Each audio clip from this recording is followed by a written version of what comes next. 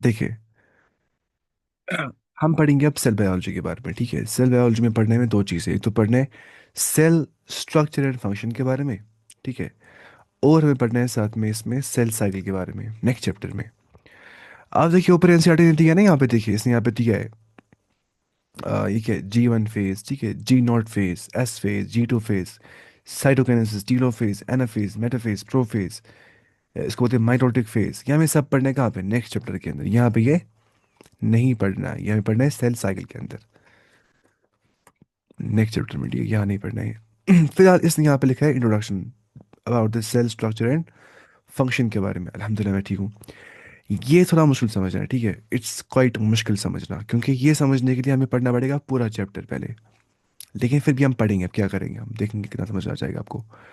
फिर हमें स्टार्ट करना है चैप्टर यहाँ से, असल में cell the unit of life. ठीक है, what is cell, cell theory क्या है, वो सब चीज़ें हमें करनी है। ठीक है, प्रोकैरियोटिक सेल, यूकैरियोटिक सेल, वापस पढ़ना है सब कुछ। तो हम पढ़ते कॉम्प्लेक्स ही, कोई बात नहीं, मसला नहीं है कुछ। फिर हम पढ़ेंगे इसके बारे में। G.N. रामाचंद्रन, हिंदुस्तान का था ये। ठीक है, 2001 में मर गया ये, 1922 बॉर्न था ये। कितने साल में मर गया ये, बड़े साल में मर गया है। ठीक है, सेल के बारे में पढ़ेंगे। यहाँ पे हम पढ़ेंगे चैप्टर 8 इसमें, the unit of life, cell the unit of life. अब बायोमोलिक्यूल जो होते हैं, लिपिड्स होते हैं, ठीक है, प्रोटीन्स होते हैं, कार्बोहाइड्रेट्स होते हैं, फैट्स होते हैं, वो हमें सब पढ़ना। अमीनो एसिड्स होते हैं, वो हमें सब यहाँ पढ़ना है बायोमोलिक्यूल्स में एक साथ सब कुछ। फिर हमें पढ़ना है एंड पे क्या, cell cycle and cell division. इसी के साथ साथ जो हमारा चैप्टर है वो खत्म हो जाएगा, इतना पढ़ना है खाली। बल्कि यूनिट खत्म हो जाएगा। सेल बायोलॉजी बोलते हैं इस सारे को, क्या बोलते हैं, सेल बायोलॉजी। जो कि ट्यूशन सेंटर वाले करते हैं स्टार्ट, पहले यहाँ से ही करते हैं स्टार्ट, है ना। फिर चलते हो आगे आगे। Biology is the study of living organisms, ये तो पता ही है हमें। बायो मतलब लाइफ, लॉजी मतलब study, study of living organisms or study of life, in short we can say that, or life forms. The detailed description of their form and appearance only brought out their diversity. जितनी हमने उनकी detail discussion पढ़ी, किनकी, about living organisms, उनके forms पढ़े, appearances पढ़ी, उतना हमें समझ में आ गया उनकी डाइवर्सिटी कितनी ज़्यादा है, शेप में, अपेयरेंस में, ठीक है, फॉर्म में। It is a cell theory that emphasise, जिसने एम्फेसाइज कर दिया, एम्फेसाइज मतलब क्या, इसने ताकीद की। ताकीद क्या होता है उर्दू में या अरबी में, स्ट्रेस पैदा किया, एम्फेसाइज कर दिया, the unity underlying this diversity of forms. जितनी भी डाइवर्सिटी ऑफ फॉर्म्स हमें दिख रही है लाइफ में, लाइफ फॉर्म्स जो पढ़ा था हमने, कहा डाइवर्सिटी के अंदर, पॉरीफेरन, सिरंडिटा, टीरोफोरा, प्लेटिहेल्मिन्थीज, नेमेटिहेल्मिन्थीज, नेमेटिहेल्मिन्थीज, नेमाटोड्स, एनालिटा, मोलस्का, आर्थ्रोपोडा, इकोनोडर्मेटा, हेमिकोल्टा, कॉर्डेटा, वहां पे कितना ज्यादा क्या डाइवर्सिटी थी। वो कैसी है, अगरचे इतने डाइवर्स फॉर्म्स है, लेकिन सेल थ्योरी क्या बोलती है, यहाँ पे यूनिटी है। इसके नीचे underlying this diversity is unity, ये सब एक जगह पे एक ही है। मतलब क्या हो यूनिटी, कि ये सब सेल से बन गए। कोई भी ऑर्गेनिज्म लेंगे जो लिविंग ऑर्गेनिज्म है, वो सेल से बन गया होता है। ठीक है, cell is the functional unit of life. जिंदगी का क्यों है, क्योंकि सेल है।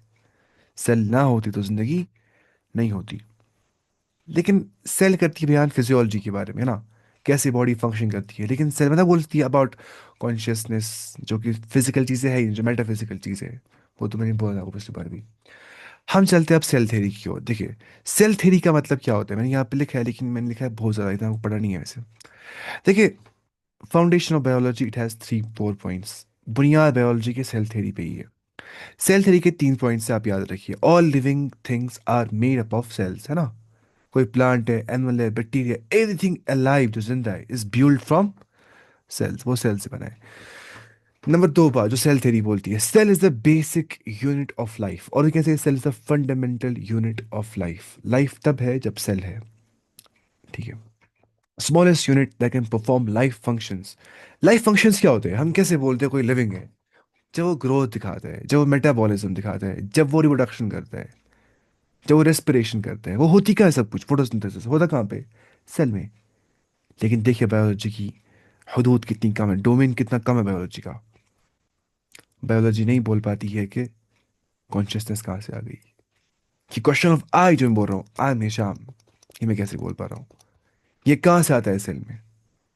जवाब इसका है नहीं, इसका जवाब नहीं, इसको बोलते हैं प्रॉब्लम ऑफ कॉन्शियसनेस। अच्छा, मुझे करना है एक कोर्स स्टार्ट, मैं बोल रहा था क्लास में इनको, मुझे करना है एक फ्री कोर्स स्टार्ट, ठीक है, फ्राइडे के दिन रखेंगे इंशाल्लाह अगर टाइम मिलेगा। तो उस दिन मैं रहा था सुबह कुरान क्लास, शायद पता है, किसी किसी को पता होगी आप में से, शायद होते क्लास में। तो मैं करता हूँ काम अब करेंगे हम फ्राइडे के दिन क्लास, हम पढ़ते होंगे फ्राइडे के दिन एथीज्म के बारे में, ठीक है, वो ज़रूरी है, फिलोसफी थोड़ा पढ़नी चाहिए, फिलोसफी। तो उसमें हम करेंगे फ्राइडे फ्राइडे कोर्स स्टार्ट, ठीक है, फ्राइडे के दिन सुबह 7:30 पे इंशाल्लाह। अब all cells arise from the pre existing cells, third point ये बोलता है कि जो सेल्स होती है वो प्री एग्जिस्टिंग सेल से बन जाती है, ठीक है। कोई भी cell, no cell appears magically, कोई भी सेल मैजिकली अपेयर नहीं हो जाती है, वो बन जाती कैसे? All cells arise from pre existing cells, नई सेल्स आ जाती है क्योंकि पुरानी सेल्स थी। Every cell comes from another, no cell appears magically, every cells comes from another cell. नई सेल जो है वो दूसरी सेल से आ जाती है, दूसरी सेल जो है वो दूसरी सेल से आ जाती है, यानी कि नई सेल आ जाती है पुरानी सेल से। All cells arise from pre existing, जो पहले से एग्जिस्ट करती थी सेल्स, उनसे ही सेल्स बाकी आ जाती है आगे। हम पढ़ेंगे वो वर्ड को, ओमने सेलुला ई सेलुले, क्या वो वर्ड को साहब ने कहा था वही, ओमने सेलुला ई सेलुले, मतलब हो गया all cells arise from pre existing cells, तब जाकर नई सेल आ जाती है जब पुरानी सेल थी। ओमनी सेलुला ई सेलुले, ओमनी सेलुला मुझे पसंद था, मैंने पढ़ा था बायोलॉजी, मैं बोल रहा होता ओमनी सेलुला ई सेलुले, ठीक है। तो ये हमने हल्का पढ़ा सेल थ्योरी के बारे में, हमें ये सब पढ़ना है, मैं फिलहाल बोल रहा हूँ ये टॉपिक समझने के लिए पहले। तो मतलब क्या हो गया यहाँ पे, सेल क्योंकि यूनिटी देती है इस अंडरलाइन डाइवर्सिटी ऑफ फॉर्म्स के अंदर, यूनिटी तो है क्योंकि सब सेल से बन गए, that is the cellular organisation of all life forms, कि हर एक में सेलुलर ऑर्गेनाइजेशन होती है तमाम लाइफ फॉर्म्स में। सेल है तो लाइफ है, एक्सेप्ट फॉर वायरसेस, वहां पे सेल होती है नहीं, वो क्या होते हैं ए सेलुलर, विदाउट सेल। लेकिन वो कहते हैं एक्ट लिविंग जब वो होस्ट पे हो जाता है, होता है, जब वो होस्ट पे नहीं होता है तो उस टाइम वो लिविंग नहीं होता है, पढ़ लिया था पिछली बार हमने ना। A description of cell structure and cell growth by division is given in the chapters comprising this unit. Cell structure के बारे में, सेल कैसे ग्रो करती है बाय डिवीजन, वो हम पढ़ेंगे यहाँ पे, सेल साइकिल सेल डिवीजन में। यहाँ हम क्या पढ़ेंगे, यहाँ पे हम पढ़ेंगे बेसिकली सेल स्ट्रक्चर के बारे में, इस वाले चैप्टर में 8 में अच्छे से पूरा पढ़ेंगे हम, तमाम ऑर्गेनल्स, ठीक है। Cell theory also created a sense of mystery around living phenomena, इससे मिस्ट्री क्रिएट की कि फिजियोलॉजिकल एंड बिहेवियरल प्रोसेसेस कैसे हो जाते हैं, ठीक है, फिजियोलॉजी फंक्शनिंग या बिहेवियरल प्रोसेसेस, ठीक है, वो कैसे हो जाते हैं बॉडी के अंदर। This mystery was the requirement of integrity of, इस मिस्ट्री, ये मिस्ट्री रिक्वायरमेंट थी ऑफ इंटीग्रिटी, की जोड़ा जाएगा, कि जोड़ा जाएगा ऑफ सेलुलर ऑर्गेनाइजेशन, जो सेलुलर ऑर्गेनाइजेशन उसको हम करेंगे क्या, इंटीग्रेट, जोड़ेंगे उसको हम, for living phenomena, living phenomena के साथ, ठीक है, टू बी डेमोन्स्ट्रेटेड और ऑब्जर्व्ड। तो ये बात हमें समझनी है कि this mystery was requirement of integrity of cellular organisation for living phenomena to be demonstrated और ऑब्जर्व्ड, कि हमें ऑब्जर्व करना था लिविंग फिनोमिना को, कि कैसे सेलुलर ऑर्गेनाइजेशन से, इंटीग्रिटी ऑफ सेलुलर ऑर्गेनाइजेशन से कैसे हम उसको ऑब्जर्व कर पाए, उसको डेमोन्स्ट्रेट कर पाएंगे हम, ठीक है। चाहे वो फिजियोलॉजिकल दिखा रहे प्रोसेसेस या बिहेवियर प्रोसेसेस वो दिखा रहे। In studying and understanding the physiological and behavioral processes, one can take a physiochemical approach. ना physiochemical approach हम ले सकते हैं, physicochemical approach हम ले सकते हैं, and use cell-free systems to investigate. हम cell-free systems ले सकते हैं investigation के लिए। ये cell-free system क्या होता है, ये बहुत अच्छे से पढ़ना है। एनसीईआरटी खाली बोलती है cell-free system, ये लेकिन बहुत अच्छे अंदर की जाना वाला है इसके लिए, देखें। सेल फ्री सिस्टम होता है experiment done outside a living cell used using its extracted machinery. Cell free मतलब सेल के बाहर जो एक्सपेरिमेंट की जाती है आउटसाइड द लिविंग सेल। अगर हम एक्सपेरिमेंट कर रहे हैं आउटसाइड द लिविंग सेल, ना कि इनसाइड द लिविंग सेल, उसे हम क्या बोलते हैं, उसे हम बोलते हैं सेल फ्री सिस्टम। मैं फिर से बोलता हूँ, सेल फ्री सिस्टम का मतलब होता है जब हम एक्सपेरिमेंट करते हैं outside the living cell using its extracted machinery, उसे हम क्या बोलते हैं, cell free system. Think like this, you break open a cell, take out its working parts. आप एक सेल तोड़ रहे हो, इसके जो वर्किंग पार्ट्स है, राइबोसोम्स जो है, एंजाइम्स जो है, डीएनए आरएनए, हम पढ़ेंगे सब अच्छे से वो क्या होता है, ठीक है, जो है साइटोप्लाज्म जो है, and make them work in a test tube, और उन्हीं को आप काम में लगा रहे हो टेस्ट ट्यूब के अंदर, डीएनए को, आरएनए को, साइटोप्लाज्म को, ठीक है, सेल के बाहर ना कि सेल के अंदर। आप सेल से निकाल रहे डीएनए आरएनए राइबोसोम्स, आप टेस्ट ट्यूब में आप इसको भर रहे हैं, इसको क्या बोलते हैं, सेल फ्री सिस्टम। तो एग्जाम्पल जो यहाँ पे इंपॉर्टेंट एग्जाम के लिए है, वो है कि protein synthesis in a test tube की जाती है। Scientist used cell free system to prove mRNA plus ribosomes plus amino acid बनाते हैं प्रोटीन। ये आपको समझ नहीं आ जाएगा, आपको कुछ समझ नहीं आ जाएगा, ये हमें सब पढ़ना है, ये तो 12th में आता पढ़ने, इससे में आता पढ़ना है, लेकिन फिर भी समझने के लिए सेल सिस्टम होता है क्या, थोड़ा बहुत आइडिया होना चाहिए ना आपको। वरना क्या है, मैं बोलता है ऐसी सेल के बाहर जो करते हैं टेस्ट ट्यूब में तो खत्म मसला, लेकिन थोड़ा बहुत समझिए आप। डीएनए रेप्लिकेशन स्टडीज यहाँ पर, डीएनए रेप्लिकेट करते हैं, वो अपनी कॉपियां बनाते हैं, डीएनए कॉपियां कॉपियां बनाते हैं, ठीक है, वो हम देखेंगे। डीएनए पॉलीमरेज हम देखेंगे क्या होता है, डीएनए पॉलीमरेज एंजाइम क्या होता है, ठीक है, वो ये छोड़िए, ये आप क्या पढ़ेंगे, इसे आप हो जाएंगे परेशानी, तो मैं पढ़ रहा हूँ इस टाइम पे, मतलब ये पढ़े 12th में आराम से, ठीक है। और ये चीज़ लोग समझते नहीं है आराम से, क्योंकि वो लोग पढ़ते तेज तेज, वो लोग पढ़ते वन शॉट में ये सब चीज़ें, वन शॉट में ना पॉसिबल ही पढ़ना ये सब चीज़ें, वो बल होता है, वो टाइम वेस्ट करना होता है, वो लगता है जैसे मैंने पढ़ा लेकिन पढ़ा कुछ नहीं होता है। मैंने खुद देखे थे वन शॉट अपने टाइम पे, लेकिन वो ज़्यादा होते हैं वन शॉट देखने ना। अब होना चाहिए वैसे क्वालिटी वन शॉट, लेकिन ये आहिस्ता आहिस्ता समझना पड़ता है। This approach enables us to describe the various processes in molecular terms, ठीक है। कि अगर हम राइबोसोम्स देखते हैं ना, वो मॉलिक्यूल्स ही होते हैं, डीएनए देखते हैं तो सेल सिस्टम में वैसे हेल्प करता है, ठीक है। कि हम डिस्क्राइब करते हैं वेरियस प्रोसेस को मॉलिक्यूलर टर्म्स, कैसे मॉलिक्यूल्स कम्बिनेशन हो जाती है, कैसे प्रोटीन फॉर्मेशन बन जाती है, कैसे डीएनए रेप्लिकेशन हो जाती है, हमें वो सब पढ़ने आगे। The approach is established bye analysis of living tissues for elements and compounds. Analysis की जाती है इस अप्रोच में क्या, of living tissues for elements and compounds, ठीक है। It will tell us what types of organic compounds are present in a living organism. कैसे कैसे ऑर्गेनिक कंपाउंड्स प्रेजेंट होते हैं एक लिविंग ऑर्गेनिज्म के अंदर, वो हमें कौन बोलता है, सेल फ्री सिस्टम। कि हम निकालते हैं सेल से वो एलिमेंट्स बाहर और टेस्ट ट्यूब में देखते हैं उनको। In the next stage one can ask the question, what are these compounds doing inside a cell, ठीक है क्यों, and in what way they carry out gross physiological processes, और कैसे वो करते हैं इतना खतरनाक तरीके से सब एक साथ मिलके, फिजियोलॉजिकल मतलब ये फंक्शनल प्रोसेसेस, डाइजेशन कैसे करती है cell, how the cell excretes, how it stores the memory, how it helps us in defence, in the recognition, पहचान करना। हम पढ़ी ना टी लिम्फोसाइट्स बी लिम्फोसाइट्स क्या होता है, आप पढ़िए, हमारी बॉडी याद रखती है, एंटीजन आ गया ना, बॉडी याद रखती है, अच्छा तुम आ गए, इस बात में मैं खत्म करूंगी, अगली बार तुम पूरे खत्म हो जाओगे जल्दी से।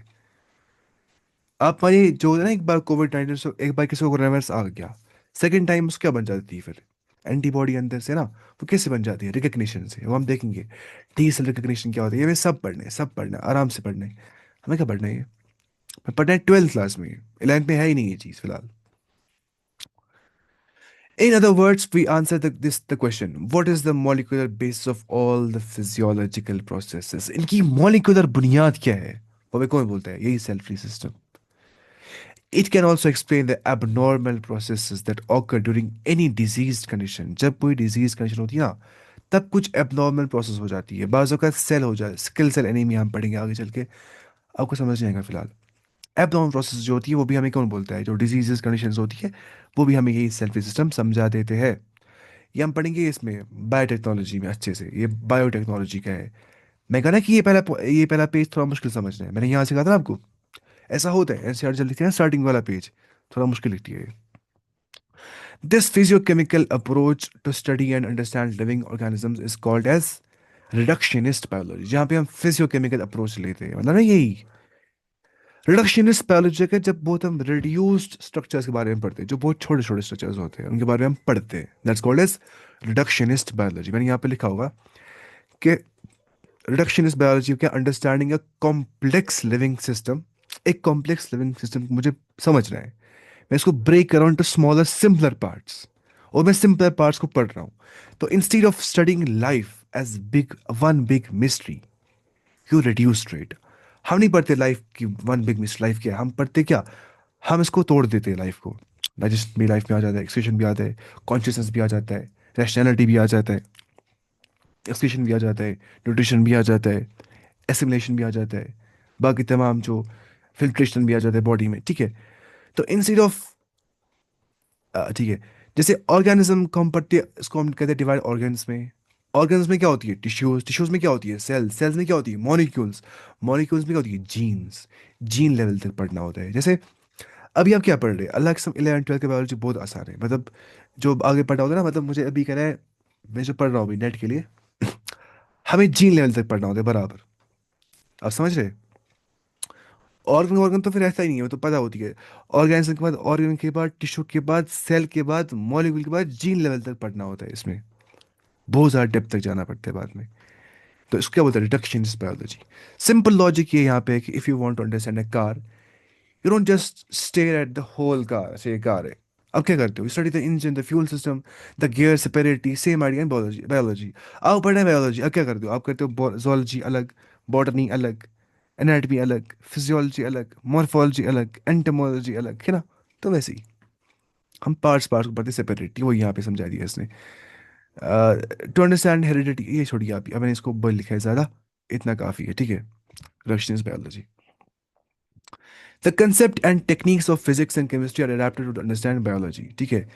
हमें, आप क्यों पढ़ते हो फिजिक्स केमिस्ट्री, अगर आप बने डॉक्टर, वहाँ तो खाली बायो पढ़ना होता है, नहीं, फिजिक्स भी पढ़ना होता है, केमिस्ट्री भी पढ़ना होता है। मतलब मैं क्या पढ़ रहा हूँ बायो इस टाइम पे, मुझे ये बात औकात पढ़नी पड़ती है, फिजिक्स के कुछ लॉज वापस या केमिस्ट्री के कुछ लॉज इस टाइम पे, क्योंकि ये सब क्या है, it's all interdependent, it's all relatable.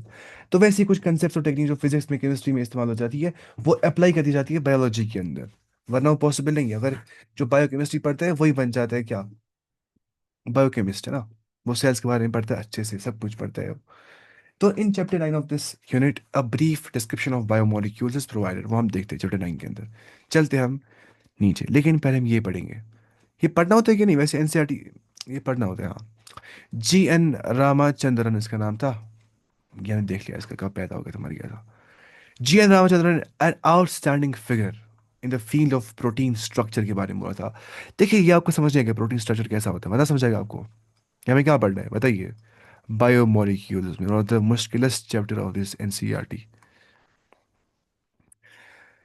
ठीक है। Was the founder of the Madras school of conformational analysis of biopolymers. ये फाउंडर था Madras school of conformation analysis of biopolymers. ये कन्फर्मेशन एनालिसिस क्या होता है और बायोपॉलीमर्स क्या होता है, देखिए, एक तो होता है मोनोमर, क्या होता है, अगर समझ नहीं है बैगा मसला नहीं है, आगे सब पढ़ना है वापस। मोनोमर, दूसरा क्या होता है, पॉलीमर। मैंने यहाँ पे लिखा हुआ है, देखिए आराम से। बायोपॉलीमर का मतलब होता है large molecules made up of living cells. Bio मतलब जिंदा जो होंगे, जो लिविंग सेल से बन गए होंगे। पॉलीमर मतलब लार्ज मॉलिक्यूल्स, अस्से बोलते हैं पॉलीमर लार्ज मॉलिक्यूल को, पॉलीमर।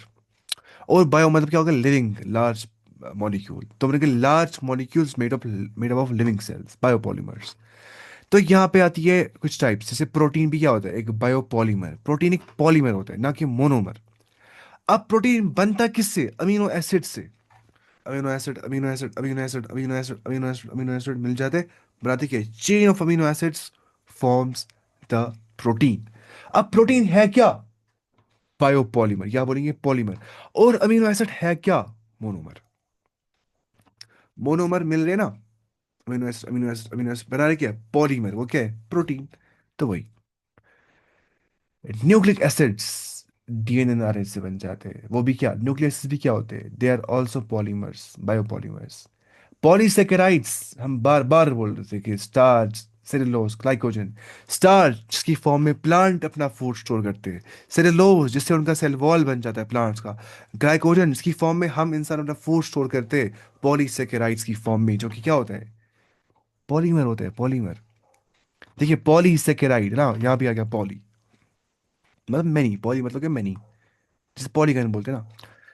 वन लाइन ये कि bio polymers are natural polymers, bio मतलब नेचुरल या living, cells that form the structure and machinery of living organisms. Biopolymers ऐसे natural polymers होते हैं जो क्या बनाते हैं, that form the structure and machinery of living organisms. अब बनाते कौन है बायोपॉलीमर्स?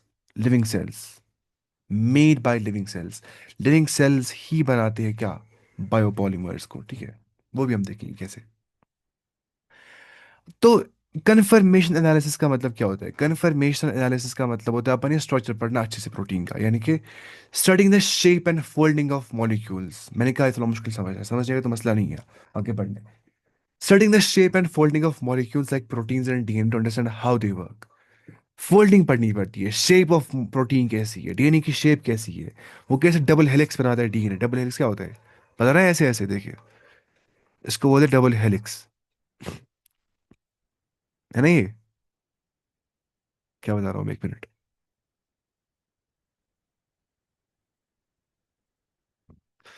क्या क्या हो रहा है, एक मिनट। मुझे बनाना क्यों नहीं आ रहा है, एक मिनट। क्या बनाऊँ, ऐसे ऐसे ऐसे ऐसे ऐसे, ठीक है, ऐसे। एक बता, मेरे यहाँ इसको से था, है ना, ऐसे था ना वो डीएनए, ठीक है।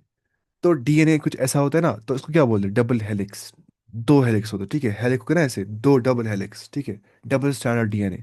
तो इन शॉर्ट कंफर्मेशन एनालिसिस में हम यही पढ़ते हैं, ठीक है। यहाँ पे हम पढ़ते हैं कि shape and folding of molecules like proteins and DNA to understand how they work, क्योंकि इनकी शेप डिसाइड करती है कि वो कैसे काम करेंगे, ठीक है। वन लाइन टू रिमेंबर ये कि function depends on 3D shape. जैसी शेप होगी वैसा फंक्शन होगा प्रोटीन का और डीएनए का, ये समझ रहे हैं। चलते हैं हम नीचे। His discovery of the triple helical structure of collagen published in Nature 1954 के अंदर, नेट्यूरो के अंदर इसका पब्लिश कर दिया, triple helical structure of collagen, यानी कि प्रोटीन। प्रोटीन फाइबर होता है ना collagen. What is collagen? Protein fibre. पढ़ लिया था नहीं वहाँ पे, structure organisation of plants and animals में, प्रोटीन फाइबर, ठीक, कोलाजन।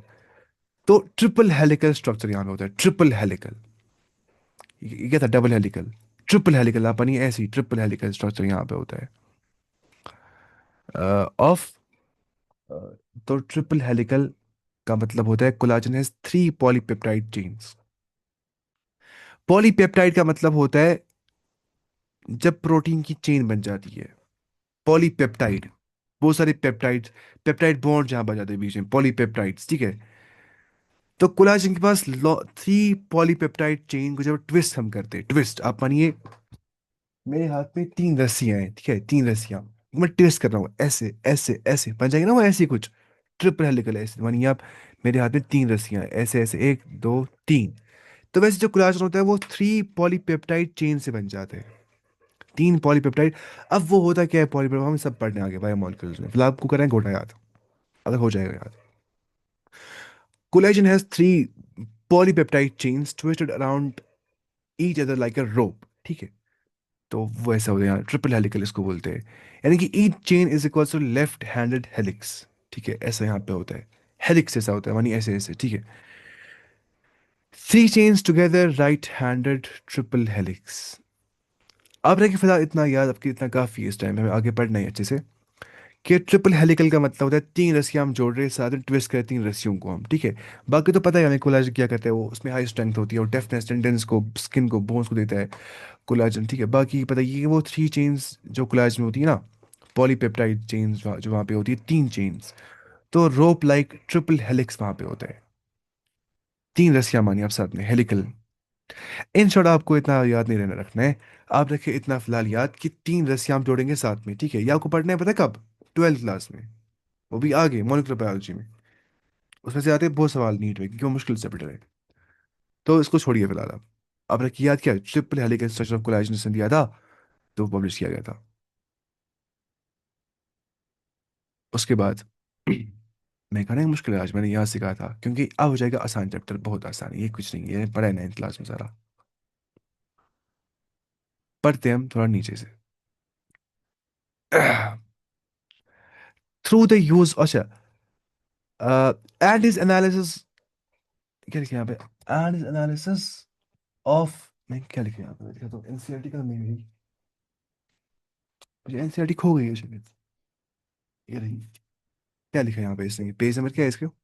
एनसीईआरटी का पेज नंबर है ये 1588। हाँ, यहाँ लिखा है कि the confirmation, अच्छा, his discovery of triple helical structure of collagen, अच्छी, and his analysis of the allowed conformation, अच्छा ठीक ठीक, and his analysis of the allowed conformations of proteins through the use of Ramachandran plot। आप मानिए इसने एक plot बनाया था, रामाचंद्रन प्लॉट, ठीक है, आप मानिए ऐसे कुछ। तो वहां पे इसने दिखाया था वही चीज। क्या दिखाया था इसने? Analysis of the allowed conformations of proteins. Conformations of proteins को, कन्फर्मेशंस ऑफ प्रोटीन्स क्या होता है? यानी कि डिफरेंट शेप जो होती है, कन्फर्मेशन यानी ये फॉर्म लिखा ना, फॉर्मेशंस। कौन का मतलब होता है जो जुड़ा हुआ होगा, ठीक है। कौन फॉर्मेशन, ठीक है, कन्फर्मेशन ऑफ प्रोटीन्स यानी कि different shapes and molecules can take by the rotation around single bond, ठीक है। डिफरेंट शेप्स से मॉलिक्यूल का टेक, एक मॉलिक्यूल का डिफरेंट शेप्स आ सकती है, इस लिहाज से कि वो सिंगल बॉन्ड के अराउंड कैसे रोटेट करते हैं। उसको बोलते हैं कन्फर्मेशन। क्या बोलते हैं? कन्फर्मेशन कि डिफरेंट शेप एक मॉलिक्यूल कैसे बन जाती है, जो कहता है रोटेशन अराउंड सिंगल बॉन्ड। तो same molecule same atoms only the arrangement in space change. Same molecule होता है, सेम एटम भी होता है, बस क्या होता है, अरेंजमेंट इन स्पेस, तो ये चेंज और कुछ नहीं होता है चेंज। अपन ये, लेट्स से ये सिंगल बॉन्ड है, ठीक है, या मॉलिक्यूल है, वो करे क्या, रोटेट। हम क्या बोलेंगे, इसी कंफर्मेशन हो गई चेंज, ऐसे कर रहे हैं, हो गई चेंज कंफर्मेशन। अब मानिए फॉर एग्जांपल ये मेरी पेन की कैप है। अभी कैप, क्या जो नहीं, ये ऊपर क्या ये आयरन कैसा यहाँ पे, अब मैं इसको ऐसे कर रहा हूँ, क्या मैंने किया, चेंज कंफर्मेशन। अब मैं ऐसे कर रहा हूँ, क्या मैंने किया, चेंज कंफर्मेशन। अब मैं ऐसे कर रहा हूँ, क्या मैंने किया, चेंज कंफर्मेशन। ऐसे ही आप मानिए कंफर्मेशन ऑफ प्रोटीन होती है चेंज, कि वो उसी सिंगल बॉन्ड के अराउंड करते हैं रोटेट, ठीक है। तो इसी कंफर्मेशन ऑफ प्रोटीन को उसने समझा दिया थ्रू द रामाचंद्रन प्लॉट के थ्रू। रामाचंद्रन का नाम था खुद ही, रामाचंद्रन प्लॉट, मतलब इसे बना दिया अपना प्लॉट एक, मतलब diagram that shows the opposite, that the possible angles of the rotation in a protein backbone। एक प्रोटीन बैकबोन के अंदर पॉसिबल एंगल्स ऑफ रोटेशन, वो किस किस एंगल पे रोटेट कर सकता है, तो उस डायग्राम में उसने वो दिया था। क्योंकि आप जानते हैं जो पॉलीमर प्रोटीन है वो मोनोमर किससे बन जाते हैं, अमीनो एसिड्स की चेन से। तो every amino acid in a protein can bend only at certain angle. हर कोई अमीनो एसिड जिसके बीच में पेप्टाइड बॉन्ड होता है, आपको समझ नहीं आ रहा है, मतलब मैंने कहा था पहले समझ नहीं आ जाएगा ये चीज़। मैं बोलता हूँ फिर से ये चीज़। मैंने कहा जो प्रोटीन एक पॉलीमर होता है वो छोटे छोटे मोनोमर से बन जाता है, वो बन जाता है अमीनो एसिड्स की चेन से। अब अमीनो एसिड्स के बीच में पेप्टाइड बॉन्डिंग होती है, पेप्टाइड बॉन्ड यानी कि प्रोटीन का बॉन्ड। अब पेप्टाइड बॉन्ड जो वहां पे होता है बीच में, अब वो अमीनो एसिड्स बेंड कर सकते हैं ओनली एट सर्टेन एंगल, उसको बोलते हैं कन्फर्मेशन चेंज करते हो अपनी। And this plot tells which angles, ये हमें वही बोलता है कि कौन सा angle are allowed which are not, कौन सा एंगल अलाउ है, कितना वो करेंगे मूवमेंट, कौन से मूवमेंट वो नहीं करेंगे, इससे वो ऑब्जर्व किया था। ठीक है, इतना खतरनाक इसने मतलब ये किया था क्या, कंट्रीब्यूशन किया था इसकी ओर, प्रोटीन स्ट्रक्चर की ओर। मतलब it helps to predict protein shape, like alpha helix क्या होता है, बीटा शीट क्या होता है। ये कुछ समझ आपको नहीं आएगा, या आपको कुछ समझ नहीं आ जाएगा, कुछ समझ नहीं आ जाएगा, ये सब पढ़ने हमें आगे। बस गोटा करिए फिलहाल याद। तो ये हमें समझाता है कि whether a protein structure is correct और अनरियलिस्टिक। मैं बोल रहा हूँ कि मुझे लगता है कि अगर अमीनो एसिड अपने पेप्टाइड बॉन्ड पे कंफर्मेशन इतनी चेंज कर रहा है, वो इस एंगल पे भी कर सकता है, उस एंगल पे भी कर सकता है, ऐसा मैं खुद नहीं बोल सकता हूँ, अनरियलिस्टिक होगा। जो करेक्ट स्ट्रक्चर होगा प्रोटीन का, वो किसने कहा था, वो इसी शख्स ने कहा था, G.N. रामाचंद्रन साहब ने, जो हिंदुस्तानी शख्स था। हिंदुस्तानियों ने भी अच्छा काम किया है, देखिए आप खुद ही। अच्छा, यहाँ तक पहुंचे थे हम, through the Ramachandran plot, plot rank. अच्छा, रैंक, जो इसका जो रामाचंद्रन प्लॉट था जहां पे इसने कंफर्मेशन ऑफ प्रोटीन बता दिया, मतलब कितना वो बेंड करते हैं एंगल्स पे उसके जो मोनोमर्स है, मतलब अमीनो एसिड्स है, ठीक है। वो रैंक हो गया among the most outstanding contribution in the structural biology. Structural biology के अंदर सबसे ज्यादा आउटस्टैंडिंग कंट्रीब्यूशन माना गया रामाचंद्रन प्लॉट को, जिसे कन्फर्मेशन प्रोटीन समझा दिया था। He was born October 8 1922 in a small town not far from Cochin. Cochin एक इलाका पता है कहाँ पे? On the south western coast of India. South western मानिए आप कुछ यहाँ पे इस इलाके में, south western coast of India की। और his father was professor of mathematics था उसका बाप, ठीक है, एट अ लोकल कॉलेज। मतलब दिमाग उसको आ गया ना बाप का ही, मैथ का बना दिया इसने वही प्लॉट, रामचंद्रन प्लॉट कितना कर सकते हैं वो किस एंगल्स पे। जाहिर सी बात है, इनहेरिटेंस, इनहेरिटेंस इसको हो गई थी बाप के दिमाग की। ऐसा हो जाता है ना।